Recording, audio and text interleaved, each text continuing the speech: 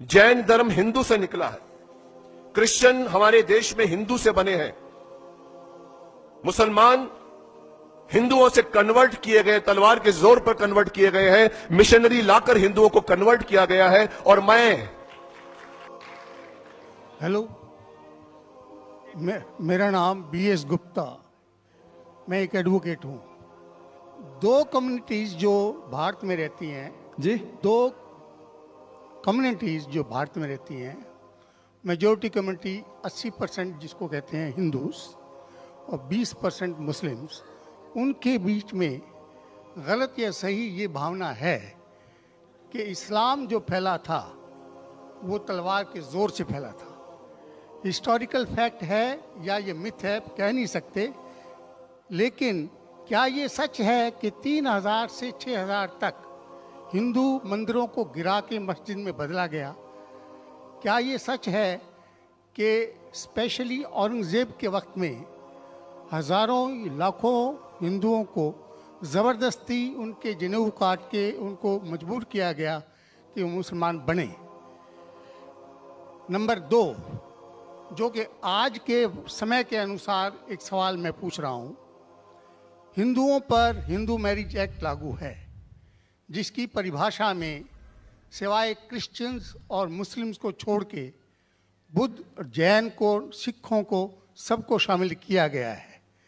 क्या मुसलमानों का ये कहना नहीं बनता कि आप सबको शामिल करते हैं हिंदू मैरिज एक्ट में, इसका नाम बदल के एक ऐसा एक्ट बनाया जाए जो सब पे लागू हो, या इसके अल्टरनेटिवली एक यूनिफॉर्म सिविल कोड जो दोनों धर्मों के अच्छे टेनेट्स को शामिल करे, उसको लागू किया जाए?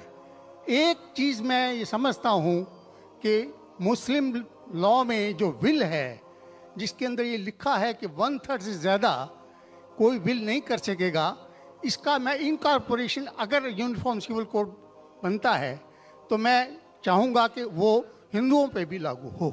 ये नहीं है कि हिंदू मैरिज एक्ट को अगर इंडियन मैरिज एक्ट में बदला जाए तो मुसलमानों पे लागू हो और हिंदुओं पे कोई चीज़ ना आए। मुझे इस्लाम में ये चीज़ बहुत अच्छी लगी। ऐसे ही कोई यूनिफॉर्म सिविल कोड के लिए ये मुस्लिम आगे क्यों नहीं आ रहे, इसकी वजह मुझे बताई जाए। भाई साहब ने 3 सवाल पूछे एक सवाल में। पहला सवाल कि हिस्ट्री से पता चलता है कि इस्लाम तलवार के ज़ोर पे फैला कि नहीं, लेकिन ये मुझसे पूछ रहे क्या ये हकीकत नहीं है कि 3000 से ज़्यादा मंदिरें गिराई गई थी और मस्जिद बनाए गए और बहुत से लोगों का कत्ल किया गया? ये बिल्कुल गलत है, अफवाह है। ये मैं कह सकता हूँ कि कुछ मंदिरें शायद गिराई गई होंगी, इससे मैंने कहा तो एक भी मंदिर नहीं गिराई गई। हो सकता है कि कुछ मुसलमान अपने आप को जो मुसलमान कहते हैं उनने आके कुछ मंदिरों को गिराया होगा और मस्जिद बनाया होगा, हो सकता है। लेकिन ये कहना कि 3000 से 6000 मंदिर गिराए गए, ये बिल्कुल अफवाह है, बिल्कुल गलत है, बेबुनियाद है, बिल्कुल बेबुनियाद है। कुछ मुसलमान राजाओं ने गलत काम किए होंगे, उससे आप इस्लाम को दोषी नहीं ठहरा सकते।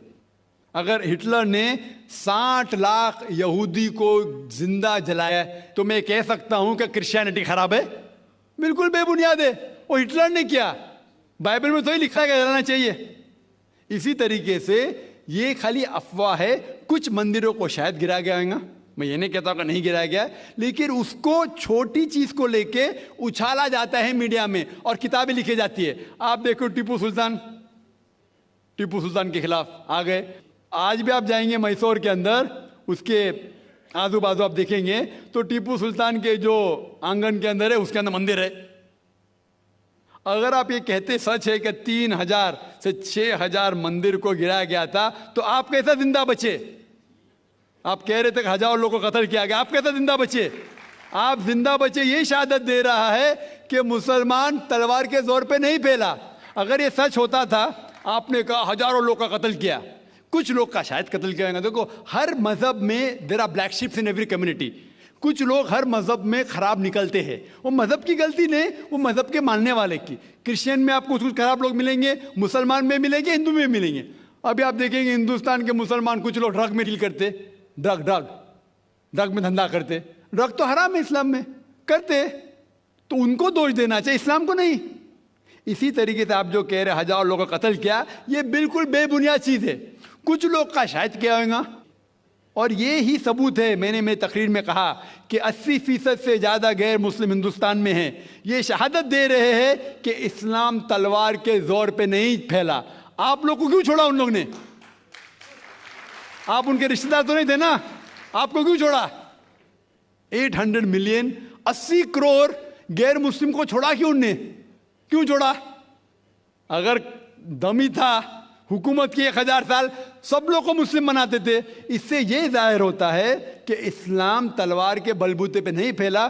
कई लोग, कई गैर मुस्लिम इस्लाम से मुतासिर होके उन्होंने इस्लाम कबूल किया। तो यह कहना बिल्कुल गलत है। आपका दूसरा सवाल कि हमें क्या करना चाहिए? ये अलहदा लॉ नहीं होना चाहिए, सब एक ही कॉमन सिविल कोड होना चाहिए, और सब मजहब की अच्छी चीजें लेके कॉमन सिविल कोड करना चाहिए। मैं आपके बिल्कुल साथ हूं। बाकी मुसलमान शायद आपके खिलाफ होंगे, मैं आपके साथ हूं।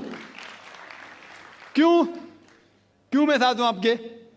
पहला चीज, हम मुसलमान अगर दिगर मजहब के बारे में जानेंगे, कभी कॉमन सिविल कोड की बात आती, सबसे ज्यादा नारा मुसलमान गलत है। यह मुमकिन ही नहीं है, क्योंकि हिंदुस्तान में हिंदू मजहब के कितने फिरके हैं, यह मुमकिन ही नहीं है। मुसलमान तो सिर्फ 20% या 80% या 75% जो हिंदू लोग हैं, उसमें ही मुमकिन नहीं है ये कॉमन सिविल कोड। हिंदू लोग ही इसको फॉलो नहीं कर सकते। हिंदू मजहब में कितने मुख्तलिफ ग्रोह है।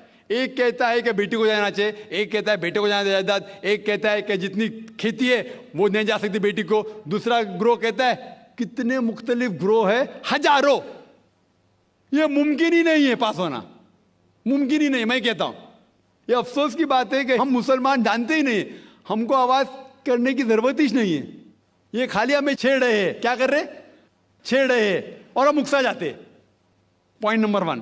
पॉइंट नंबर 2, मान लो आप लोग कबूल करते हैं कि कॉमन सिविल कोड होना चाहिए। आपने क्या कहा कि सारे धर्मों की अच्छी बात को लेना चाहिए। बिल्कुल सही। मेरा पहला सवाल, आप इस्लाम में एक चीज बताओ जो इंसानियत के खिलाफ है, तो हम निकाल देंगे उसको।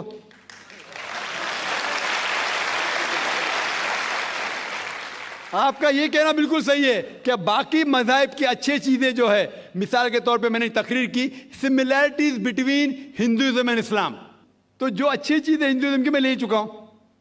Similarities between Christianity and Islam, जो अच्छी चीजें इस आयत में ले चुका हूं। मैं ये पूछना चाहता आपसे, एक चीज जो इस्लाम में खराबी है वो तो बताओ मुझे, तो उसको निकालेंगे ना। लेकिन मंच के ऊपर जब डिबेट होएगा, इंशाल्लाह मैं आऊंगा इंशाल्लाह। हाँ, मंच पे जब डिबेट होएगा कि हम क्या करेंगे, हर मज़हब की अच्छी चीज होंगी। तो मैं ये चाहता हूं कि इस्लाम की तरफ से उस मंच पे, उस स्टेज पे इंशाल्लाह मैं आऊंगा। ये चैलेंज है। कोई भी शख्स हिंदुस्तान में हो, मिनिस्टर हों दो, कोई भी स्वामी हों दो, कोई भी शंकराचार्य हों दो, इंशाल्लाह मैं तालिब इल्म हूं इस्लाम और दिगर मज़हब का। मैं तस्लीम करता हूं कि डिबेट होना चाहिए, हक बात जो निकली, लेकिन उसके ऊपर अमल भी होना चाहिए। हक बात जो सबसे बेहतरीन है इंसानियत के लिए, उसके ऊपर अमल होना चाहिए। इसलिए जो आखिरी किताब जो अल्लाह सुब्हानहू व तआला नाजिल की कुरान शरीफ, वो इंसानियत के लिए सबसे बेहतरीन किताब है, उसके ऊपर अमल होना ही चाहिए। आपका तीसरा सवाल, क्या ये हिंदू जो है इनहेरिटेंस के अंदर, ये इनहेरिटेंस जो होता है इस्लाम के अंदर 1/3 हिस्सा, 1/3 हिस्सा हम विल में दे सकते, देना जरूरी नहीं है, दे सकते हैं। इस्लाम के जो विल के अंदर जो आता है इनहेरिटेंस, वो कुरान की आयत है सूरह निसा की सूरह नंबर 4 आयत नंबर 11, 12 और 176। उसमें कहा गया है कि जो भी आपकी जायदाद है, अल्लाह सुब्हानहू व तआला कह चुका है कि आपके बेटे को बेटियों से डबल मिलेगा। आगे लिखा गया है आपके वालिदैन को 1/6 मिलेगा। सिर्फ अगर बच्चे हैं तो वालिद वालदा को दोनों को 1/6, अगर बच्चे नहीं है तो वालदा का 1/3। आगे बढ़ती आयत नंबर 12 पे लिखा है कि आपकी बीवियां जो आपके लिए छोड़ेंगी, अगर बच्चे नहीं आपको आधा मिलेगा, बच्चे हैं तो 1/4 मिलेगा। आप जो आपके बीवियां के लिए छोड़ते हैं, बच्चे नहीं तो उनको मिलेगा 1/4, 1/4, बच्चे हैं तो 1/8, 1/8, ये डिफिकल्ट है याद रखना, आप जाके रेफरेंस देख सकते हैं, सूरह निसा सूरा नंबर 4 आयत नंबर 11 से 12।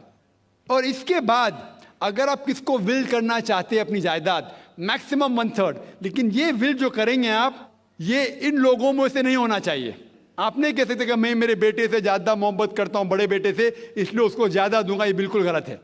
लेकिन जो ये दायरे में नहीं आते हैं इनहेरिटेंस के, उनको आप 1/3 हिस्सा दे सकते हैं। आप कहते हैं आपको ये चीज बहुत पसंद है, आप भी करना चाहते हैं, आपको कौन रोक रहा है? इंडियन गवर्नमेंट के हिसाब से आप अगर विल करेंगे, क्या मैं मेरा 1/3 हिस्सा देना चाहता हूं, कोई भी रोक नहीं सकता हूं, मैं भी नहीं, ना मिनिस्टर भी नहीं। और पूरा अगर फॉलो करना चाहते सच्चा धर्म, आप इस्लाम कबूल कर सकते, हम आपको वेलकम करते। वाखिर दावाना अल्हम्दुलिल्लाह रब्बिल आलमीन।